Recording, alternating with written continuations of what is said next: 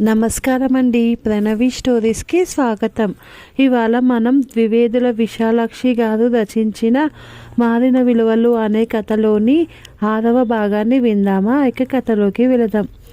కొంతకాలం గడిచేసరికి ఒకనాడు అతని మీద దుమ్మెత్తి పోసిన పరిచయస్తులు కూడా అతని పనిని మెచ్చుకున్నారు. పిల్లాడు గట్టివాడే, మొండి పట్టు పట్టి నెగ్గుకొస్తున్నాడు. ఆ కిల్లి కొట్టు లేదు, దాని పక్కన పుస్తకాల కొట్టు పెట్టాడట. పత్రికలు, చిన్న చిన్న కథల పుస్తకాలు, తెల్ల కాగితాలు, పెన్సిళ్ళు లాంటివి అమ్ముతున్నాడట. ఉదయం సాయంకాలం పేపర్లు పంచుతాడా? మెయిల్ వచ్చే వేళకు పత్రికలు పుస్తకాలు పట్టుకుపోయి స్టేషన్లో అమ్ముతాడట. మిగతా కాలం ఆ కొట్లో కూర్చుంటాడు. ఏదో రోజు రోజుకు బాగుపడుతున్నట్టే ఉంది అతని పరిస్థితి. బాగుందండి, కష్టపడుతున్నాడు, బాగుపడుతున్నాడు. రోజంతా చాకరీ చేయడం లేదు. చాకరీ చేయకుండా ఎవరు గడుస్తున్నారండి? ఇక్కడ అది కాదు ప్రశ్న. ఆ చేసే పనిలో ఒక క్రమం, నియమం ఉండాలి. గానిగెద్దులా రోజంతా తిరుగుతుంది. ఎంత దూరం ముందుకు పోతుంది చెప్పండి? అలా తిరిగితే ఏం లాభం?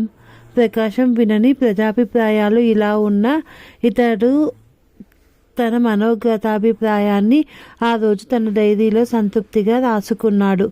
ఈరోజు విజయదశమి. కిందటి సంవత్సరం రోజు ఈ రోజునే నేను నాటిన ఈ మొక్క వేళ్ళు నాటుకొని ఈ రోజు తొలి చిగురు పెట్టింది. అప్పన్న పెట్టిన అప్పులో కొంత చెల్లు పెట్టాను. ఒక పత్రిక ఏజెన్సీ కోసం సొమ్ము డిపాజిట్ చేశాను. నువ్వే పని చేసినా సఫలం అవుతుంది ప్రకాశం అన్న వదిన దీవెన ఫలించింది. బతుకులో నాకింక భయం లేదు. ప్రగతిలో నాకింక శంక లేదు. కష్టించి సాధించలేని కార్యం లేదు. పట్టుదలతో పొందలేని పురోగతి లేదు. ఇది నాకు వేదం, ఇది నాకు గీత, ఇదే నా పూజా పాఠం.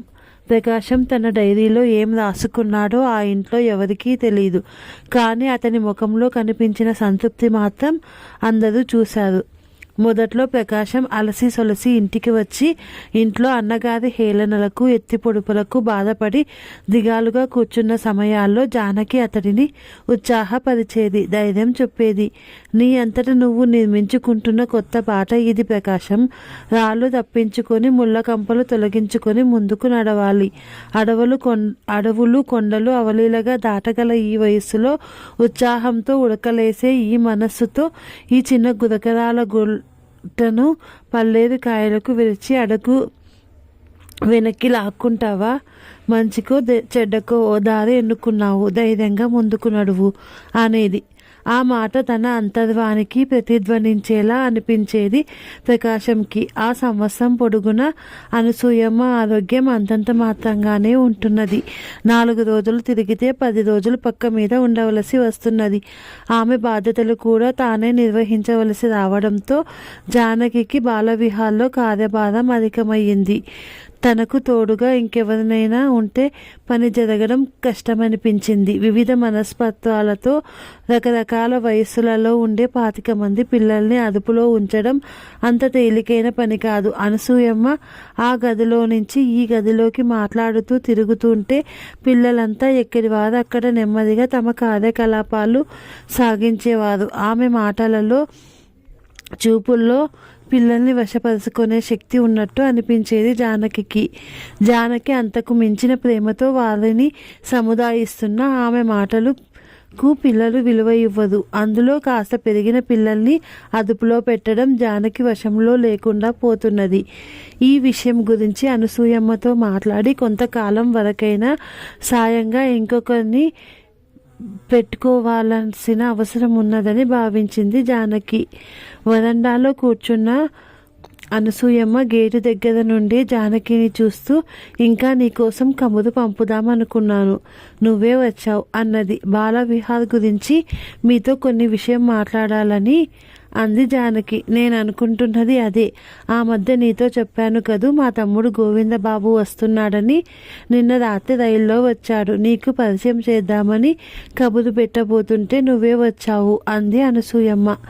ఆవిడ మాట పూర్తి కాకుండా 30 ఏళ్ల పైబడ్డ వయసులో ఉన్న ఓ వ్యక్తి వరండాలోకి వచ్చాడు. పంచకట్టిన తీరు, జుట్టు దువ్విన తీరు చూస్తే బెంగాలీ వాడిలా ఉన్నాడు. సన్నగా, పొడుగ్గా, చామన ఛాయ శరీరంతో చూసేందుకు నవీన సంప్రదాయానికి చెందిన వాడిలాగే ఉన్నాడు. అనసూయమ్మ చెప్పే వరకు ఆమె తమ్ముడు గోవిందం బాబు అనుకోలేదు జానకి. గోవిందబాబు అన్న పేరు బెంగాలీ పేరులా ఉన్న మనిషి చూసేందుకు కూడా బెంగాలీలాగే ఉంటాడనుకోలేదు. ఇతడు అనసూయమ్మకు ఎటువంటి తమ్ముడై ఉంటాడా అని ఆలోచించసాగింది. 30 నిండిన గోవిందబాబుకు 60 నిండిన అనసూయమ్మకు మధ్య పోలికలు వెతకడం అర్థం లేని పని అనుకుంది. ఏదైనా ప్రత్యేకత ఉంటే ఆవిడే చెప్తుందిలే అని ఊరుకుంది. పరిచయాలు అయ్యాక అసలు విషయంలోకి వచ్చింది అనసూయమ్మ. జానకి చాలా మంచి పిల్లరా గోవిందు అన్నది. నేను మంచాన పడ్డ ఈ ఏడాది పాటు తనే చాకచక్యంగా అంతా చూసుకుంటున్నది. నా ఆరోగ్యం చూస్తే ఇంకా పూర్వంలో తిరగనిచ్చేది లేదు అనిపిస్తున్నది. అందుకే నీకు ఉత్తరం రాశాను. కాస్త జానకి పని తగ్గినట్టు అవుతుంది, నీకు మా బాల చూసినట్టు అవుతుందని రమ్మన్నాను. కొంతకాలం చూసి నీకు ఇష్టమైతే ఇక్కడే ఉండిపోవచ్చు. ఒక డాక్టర్ అవసరం ఎప్పటికప్పుడు ఉండేదే. ఇంతమంది పిల్లల్లో ఎప్పుడూ ఎవరో ఒకరికి శైత్యం పైత్యం ఉంటూనే ఉంటున్నాయి. నువ్వైతే ఒక వైద్యమే కాక మిగిలిన పనులు కూడా చూసుకుపోతుండొచ్చు అందే ఆవిడ. సరే, ఆ విషయాలన్నీ తాపీగా మాట్లాడుకోవచ్చక్క. ముందు నాకు మీరు చేస్తున్న పని నచ్చాలి. అటు తర్వాత అక్కడ డిస్పెన్సరీ మూసుకు రావాలి. ఏదో 1-2 నెలలైతే నాన్నగారు ఎలాగోలా చూసుకోగలరు, కానీ ఎల్లకాలం అంటే కష్టం. అతనికి నీ వయసే ఉంటుంది కదా అన్నాడు గోవింద్ బాబు. సరే, నీ ఇష్టం అన్నాను కదా. జానకి, రేపు గోవింద్ బాబును తీసుకెళ్ళి మన ఆఫీసు, హాస్టలు, పిల్లల క్లాసు రూములు అన్నీ చూపించు. మన అధ్యాయ వ్యయాలు కూడా చూపించడం అవసరమే అనుకుంటాను. 1-2 నెలలు ఉంటాడు కాబట్టి అన్ని విషయాలు అతను తెలుసుకుంటే నీకు కొంచెం పని తగ్గుతుంది అంది అనసూయమ్మ. నాకు సులువుగా ఉంటేనే నేను వస్తాను, లేకుంటే నువ్వే ఇతన్ని అందరికీ పరిచయం చెయ్యి. నాకు బదులుగా కొన్నాళ్ళు పని చేస్తాడని చెప్పు అంది అనసూయమ్మ. అలాగేనమ్మా, రేపటి ఉదయం నుండి తిన్నగా ఇక్కడికే వచ్చి గోవింద్ బాబు గారిని తీసుకుని వెళతాను. సరే, మరి నువ్వు వెళ్ళు జానకి, చీకటి పడుతున్నది అన్నది అనసూయమ్మ. గోవింద్ బాబుతో మాట్లాడాక అతడు బెంగాలీ ఏమో అన్న అనుమానం జానకి తీరిపోయింది. అతని తాత ముత్తాతల నాడు వీళ్ళ కుటుంబం ఉద్యోగరీత్యా కలకత్తా వెళ్ళిపోయారట. గోవింద్ బాబు పుట్టాక విద్యాభ్యాసం అంతా బెంగాలీలోనే జరిగింది. అతని తాతగారి పేరు గోవిందయ్య. బెంగాల్లో పెరగడం చేత తాతగారి పేరు పెట్టుకున్న గోవింద్ బాబుగా తయారయ్యాడు ఇతడు. వీరికి అనసూయమ్మకు వేలు విడిచిన సంబంధాలేవో ఉన్నాయట. కానీ అనసూయమ్మ గారి భర్తకు గోవింద్ బాబు తండ్రికి ఉన్న స్నేహం కారణంగా ఆమె గొప్పది. ఆ మూలంగానే వీరింటికి వారింటికి రాకపోకలు జరుగుతూ ఉండేవి. గోవింద్ బాబుకు బాలవిహార్ వంటి సేవా సంస్థలంటే ఆదరం, అభిమానం ఉన్నాయి.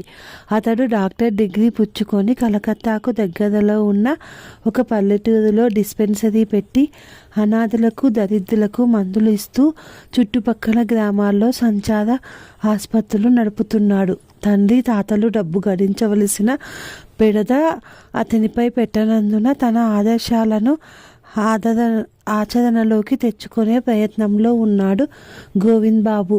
తన అభిప్రాయాలకు దగ్గరలో ఉన్న ఈ బాల విహార్ను అనసూయమ్మ ఎలా నడుపుతుందో చూసిపోవాలని అతడు అనుకుంటున్న సమయంలోనే ఆమె దగ్గర నుండి ఉత్తరం రావడం, ఇతడు ప్రయాణం కావడం జరిగింది. జానకి అతన్ని బాలవిహార్ అంతా తిప్పి పేరు పేరున అన్నీ చూపించింది. అక్కడ పనిచేస్తున్న వాళ్లకు, పిల్లలకు అతన్ని పరిచయం చేసింది. వీళ్ళు వెళ్ళేసరికి అక్కడ ప్రార్థన జరుగుతున్నది. చిట్టిపొట్టి పాపలంతా పువ్వుల్లాంటి తమ చేతుల్ని జోడించి టీచర్ ముఖంలోకి దృష్టి నిలిపి నుంచున్నారు. కాస్త పెద్దవాళ్ళు, పాట నేర్చిన వాళ్ళు, పలక నేర్చిన వాళ్ళు టీచర్తో పాటు ప్రార్థనలతో గొంతులు కలుపుతున్నారు.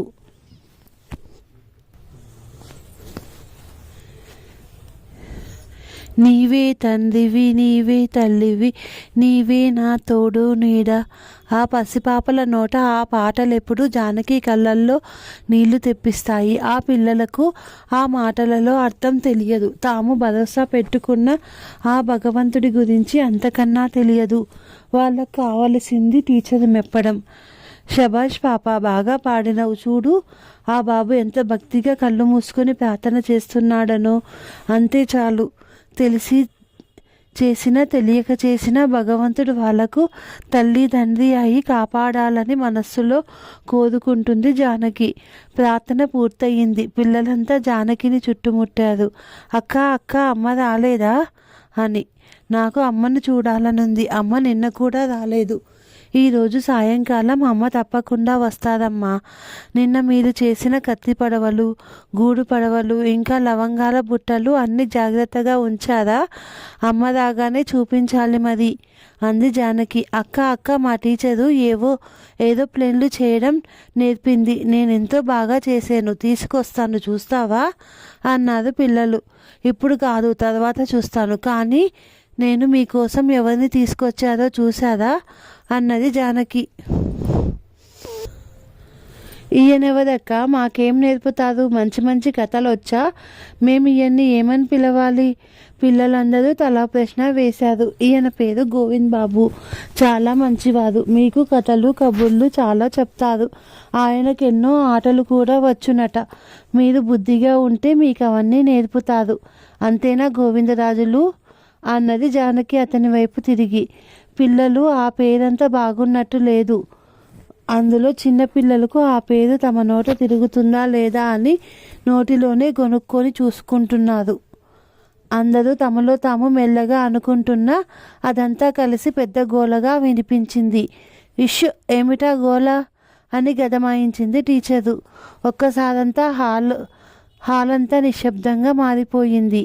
అప్పటికి పిల్లల మనస్సులో ఈ కొత్త వ్యక్తిని తాము ఏమని పిలవాలా అన్న సంశయం మిగిలే ఉంది. ప్రశ్నార్థకమైన చూపులతో జానకిని, గోవింద బాబుని మార్చి మార్చి చూస్తున్నారు. బాబుగారికి నమస్కారం చేసి పదండి, పాఠాలకు తొందరైపోతున్నది అని టీచర్ తొందర పెట్టింది. పిల్లలు చేతులు రెండు జోడించి నమస్కారం అని ఊరుకున్నారు. నన్ను అన్నయ్య అని పిలవండి. ఏం, ఆ పేరు బాలేదా అన్నాడు గోవింద్ బాబు. పిల్లల ముఖాలు వికసించాయి. నమస్కారం అన్నయ్య, నమస్కారం అన్నయ్య అంటూ గోల పెట్టి అరుస్తూ వెళ్ళిపోయారు. పదండి, ఆఫీస్ చూసొద్దురు గాని అంటూ దారి తీసింది జానకి. ఆఫీసులో కాస్తసేపు ఈ కాగితం చూసేడు గోవింద్ బాబు. ఈ బాల విహార్ చూడముచ్చటగా ఉంది జానకి. ఆశయాలు కూడా అందంగానే ఉన్నాయి. వాటిని ఆచరణలో పెట్టడం ఎంతవరకు కృతజ్ఞులవుతారో కొంతకాలం ఉండి చూస్తే కానీ తెలియదు. ఏవో కొద్దిపాటి లోపాలున్నా అనసూయక్క చేసిన ఈ పని నాకెంతో నచ్చింది.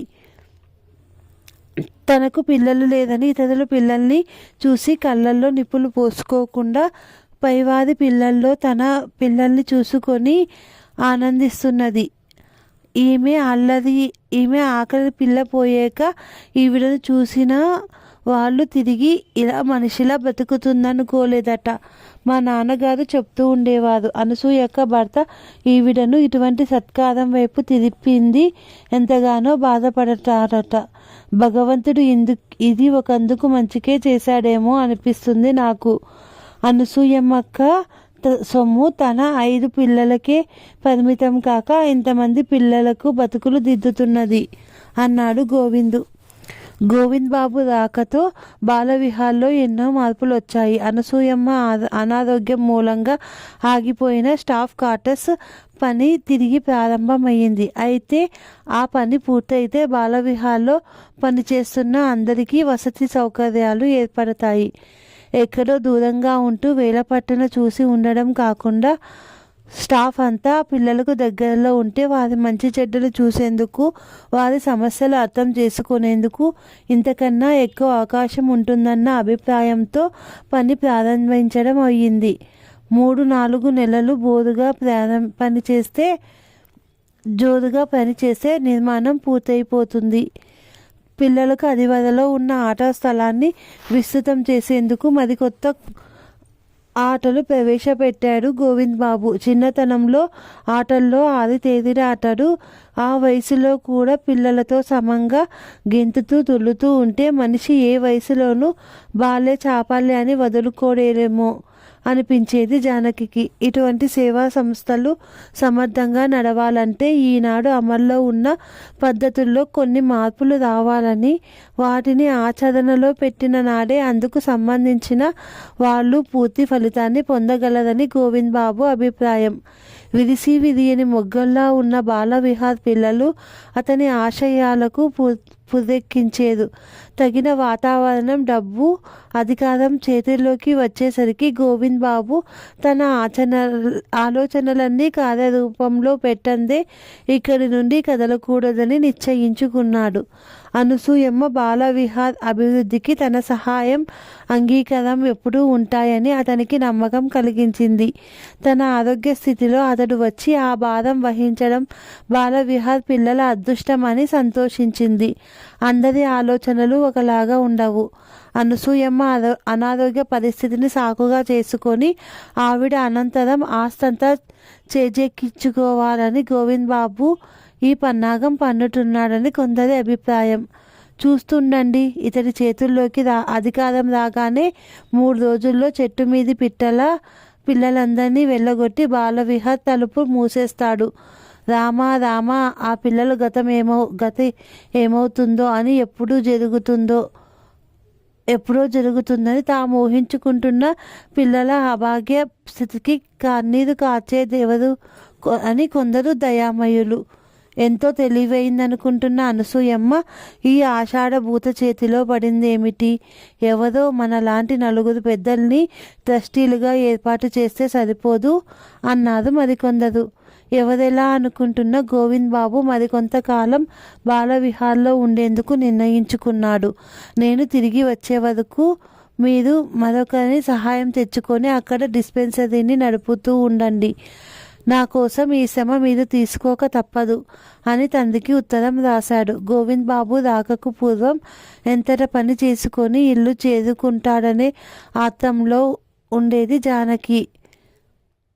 ఈ పిల్లల పట్ల తాను చూపిస్తున్న అభిమానమంతా తను నిజంగా అభిమానించే మరికొందరి పురోభివృద్ధి కోసం అని అనుక్షణం జ్ఞప్తికి తెచ్చుకుంటూ ఉండేది. ఈ ఉద్యోగం వదిలివేసిన క్షణం నుంచి ఈ పిల్లలకు తనకి ఏమీ సంబంధం ఉండదు. అలా తెగిపోని అనుబంధం, తెగిపోని అభిమానం ఇంకో దగ్గర ఉన్నాయన్న తలంపే ఆమెను ఇంటికి ఆకర్షించేవి. ఇటీవల ఆమె ఆలోచనల గతే మారిపోయింది. గోవింద్ బాబుతో పరిచయం అయ్యాక తన ఆలోచనలలో, చేతలలో మంచి చెడ్డలను తరిమి చూసుకునే అలవాటు ఏర్పడింది. ఈ ఆత్మ పరిశోధనకు తగినంత అవకాశం ఉండేది వారి సంభాషణలో. మనం ఇంతగా పిల్లల్ని ప్రేమిస్తున్నామా గోవింద్ బాబు? వాళ్ళ బాగు కోసం ఇంత సొమ్ము ఖర్చు పెడుతున్నాము. వాళ్ళు మనల్ని ప్రేమతో, అభిమానంగా చూసినట్టే అనిపిస్తుంది.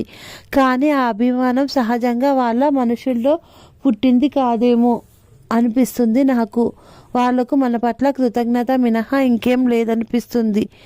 ఇదే ఇంట్లో పిల్లలైతే అంది జానకి.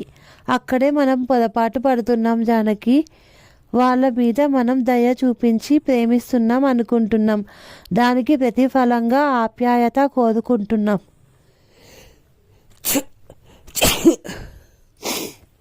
ఇది అన్యాయం కాదు. దయకు, జాలికి ప్రతిఫలం కృతజ్ఞత, ప్రేమకు ప్రతిఫలం ఆప్యాయత. మీ ఇంట్లో మీ తోడబుట్టిన వాళ్ళు సంతగించి దెబ్బలాడి తమ కోరికలను సాధించుకుంటున్నట్టు ఇక్కడ వీళ్ళు చెయ్యలేదు. ఎందుచేతనంటారు? ఆ హక్కు మీ దగ్గర తనకు లేదని వాళ్ళ అభిప్రాయం. జాలి వల్ల పుట్టిన ప్రేమలో ఆ హక్కు ఎదుట వారికి సంక్రమించలేదు. అందుకే అటువంటి వారిలో ప్రేమ, ఆప్యాయత లోపించి కృతజ్ఞత నిండిపోతుంది అనేవాడు గోవింద్ బాబు. గోవింద్ బాబు అన్న మాటల్లో సత్యం ఉందనిపించేది జానకికి. ఇంతకాలం తాను బాలవిహార్ పిల్లల్ని సొమ్ము కోసమే ప్రేమించింది. కాకపోతే తల్లిదండ్రులు లేని అనాథలని జాలి తలిచింది. కానీ ఏనాడు హృదయపూర్వకమైన ప్రేమాభిమానాలు ఆ పిల్లల పట్ల మనస్సులో కలగలేదు. వాళ్ళని చూస్తూ ఉంటే శాంతను సామును ప్రకాశాన్ని చూస్తున్నప్పటి అనుభూతి కలగలేదు.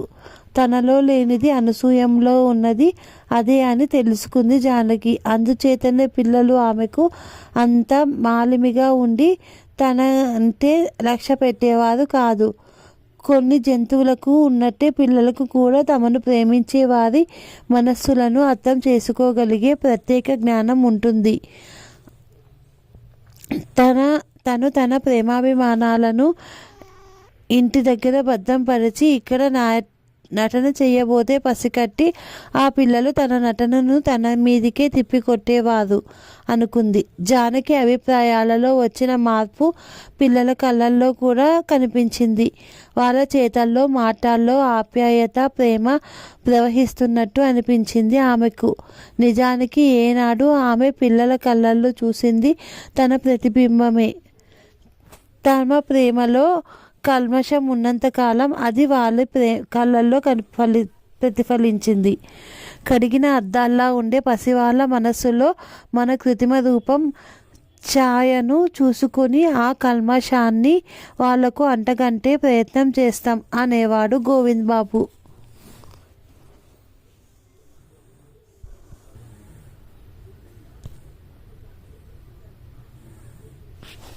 అతనితో మాట్లాడుతుంటే జానకికి సమయం తెలిసేది కాదు. చాలాసార్లు వేళ తప్పి ఇంటికి వెళ్ళి తల్లి చేత అన్న చేత చివాట్లు తిన్నది.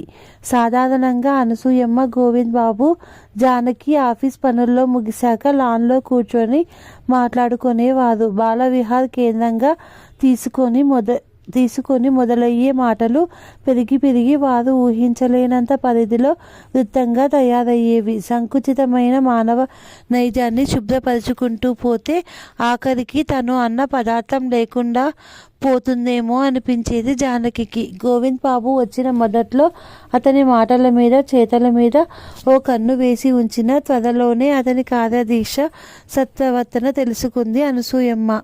అప్పటి నుంచి చాలా వరకు బాధ్యతలు అతడిపై విడిచి తను విశ్రాంతి తీసుకోసాగింది. బాలవిహార్ అభివృద్ధికి సంబంధించిన సంభాషణలలో తను తరచూ తీసుకునేది అప్పుడప్పుడు ఉత్సాహవంతులైన పిల్లలు మీరు అన్ని సాధక బాధకాలు ఆలోచించి ఆ నిర్ణయాలేవో నాకు తెలియచేయండి, అంగీకార ముద్ద అచ్చోతి ఇచ్చేస్తాను అనేది నవ్వుతూ. ఆ ఏడు సంక్రాంతికి పిల్లలందరికీ కొత్త బట్టలు కొనే ప్రయత్నంలో బజారుకు బయలుదేరారు గోవింద్ బాబు జానకి. అంతకు ముందు రోజు పిల్లల్ని పిలిచి పండగకు మీకు ఎలాంటి బట్టలు కావాలరా అని ప్రశ్నించింది జానకి. ఆ రోజు మనం తోటకెళ్ళినప్పుడు ఆ కారులో కూర్చున్న అమ్మాయి కట్టుకుందే జూలు ఎర్ర గౌను, అలాంటిది నాకు కావాలక్క. ఒక చిన్నది కోరిక. మరేం, పార్కులో బంతాట ఆడుకునే అబ్బాయిలు తొడుక్కుంటారే అలాంటి డ్రెస్సు నాకు కావాలి. ఒక బాబు అభిలాష. సినిమాలో ఆ చిన్న పాప తొడుక్కుంటే అలాంటి గౌను మన సుధకు కొనక్క. ఆ గౌను తనకు పనికి రాకపోయినా దాని మీద మోజు చంపుకోలేని ఒక అమ్మాయి అభిప్రాయం. ఇలా ప్రతి ఒక్కరూ తాము చూసినవి తాము ఊహించుకొని కలలు కొంటున్నవి ఏకరువు పెట్టారు.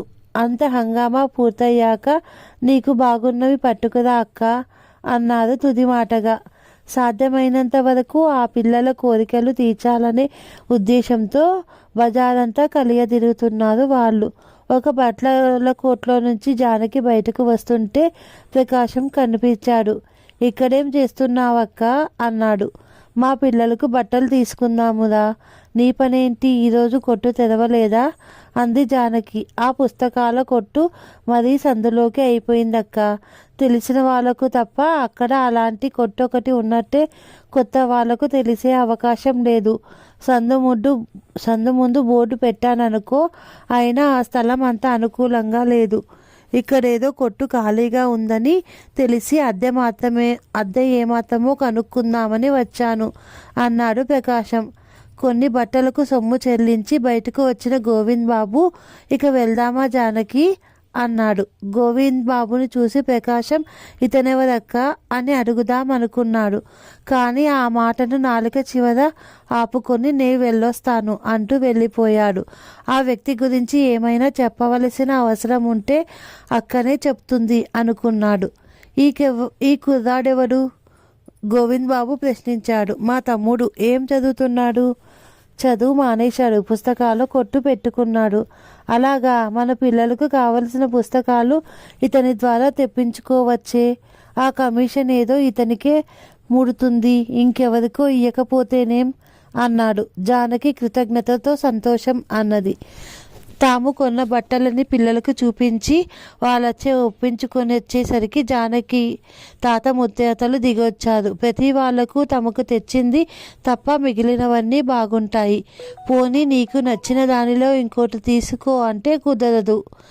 నా కోసం ఇదేగా తెస్తా, మరొకరికి ఎందుకు తీసుకురావాలి అంటూ బుంగమూతి పెట్టి ఇంక ఇది పని కాదని ఒక్కొక్కరిని దగ్గరికి పిలిచి వాళ్ళకి ఇచ్చిన డ్రెస్సు కోసం ఎన్ని కొట్లు తిరిగిందో,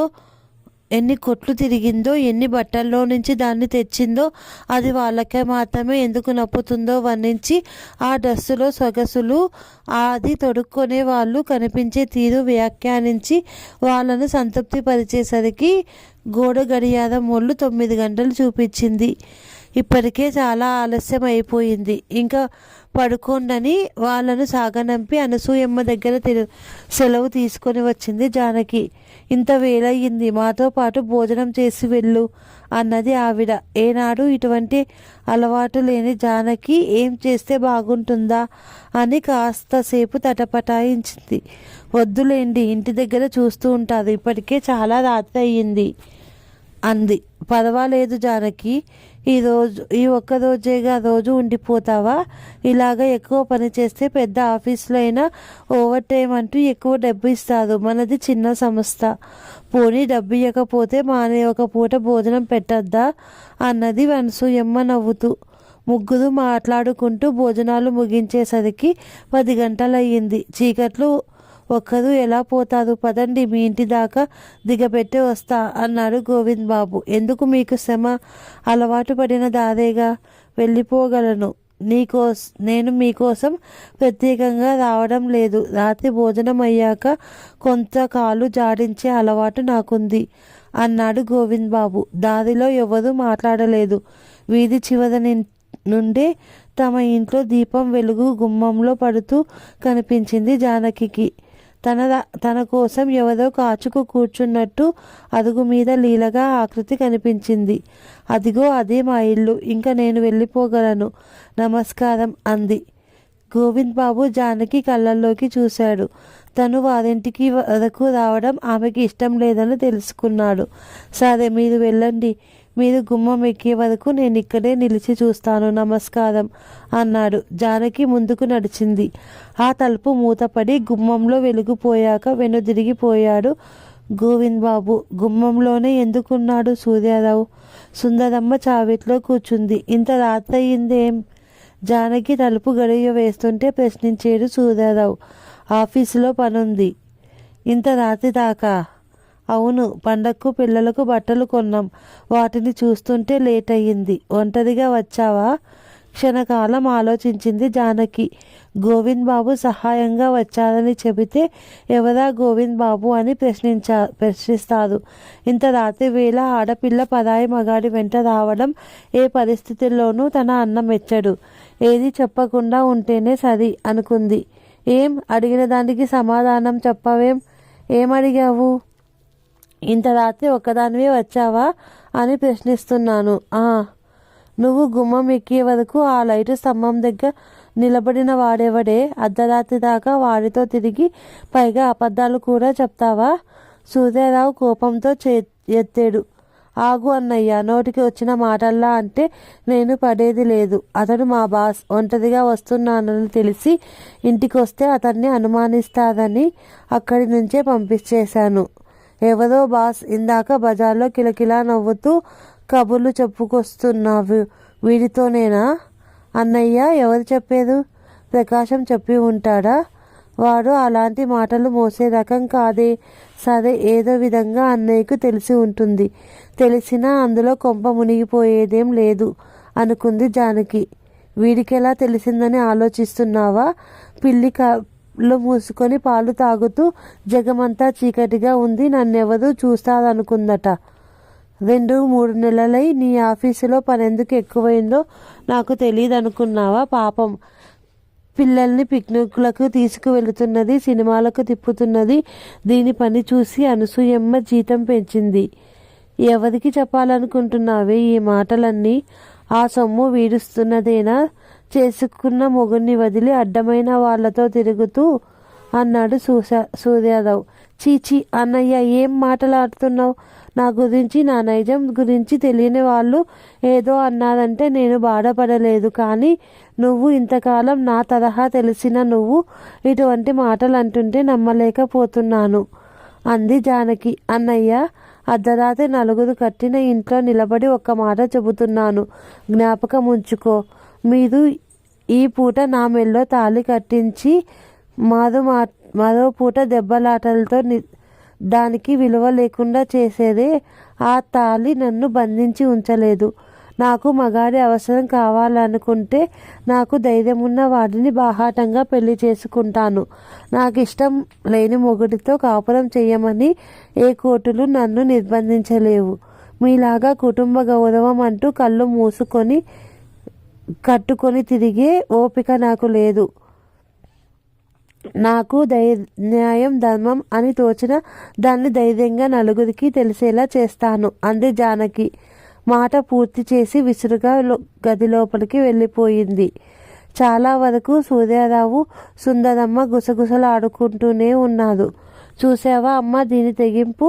వాణ్ణి వెంటబెట్టుకొని వీధుల వెంట తిరుగుతూ, పైగా తను చేసిన పనిలో తప్పు లేదని వాదిస్తున్నది. ఇందుకే ఈ ఉద్యోగాలు సద్యోగాలు వద్దు అంటే వినలేదు. ఏముంటే అది తింటూ పరువుగా ఓ మూలన పడుందామంటే విన్నావు కాదు అన్నాడు.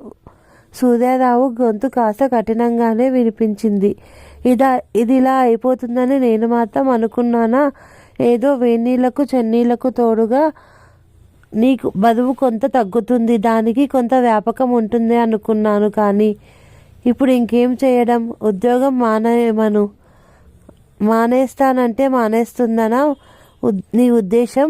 ఒకసారి తిరగడం మరగడం మరిగిన ఆడది ఇంటి మట్టున ఉండిపోగలదనుకుంటున్నావా అంది సుందరమ్మ. పోనీ వాళ్ళింటికో మారు వెళ్ళి కాళ్ళు చేతులు పట్టుకొని బతిమాలుకొనిరా. ఈ పాటికి వాళ్ళ కోపం చల్లారి వాళ్ళ మనసులు మారితే ఏదో విధాన చల్లగా సాగనంపవచ్చు దాన్ని అంది. తల్లి అన్న మాట సబబుగా ఉందనిపించింది సూర్యారావు. జానకికి దారిలోకి తీసుకురావాలంటే అంతకు మించిన మార్గం లేదని తోచింది. త్వరలోనే జానకి అత్తగారింటికి వెళ్ళి ఏదో విధంగా వాళ్ళను ఒప్పించి చెల్లెల్ని అంపకం పెట్టాలని నిర్ణయించుకున్నాడు సూర్యారావు. ఇక ఏం జరిగిందో రేపటి కథలో విందాం. ఈ కథ నచ్చినట్టయితే లైక్ చేయండి, షేర్ చేయండి, సబ్స్క్రైబ్ చేయండి. Thank you.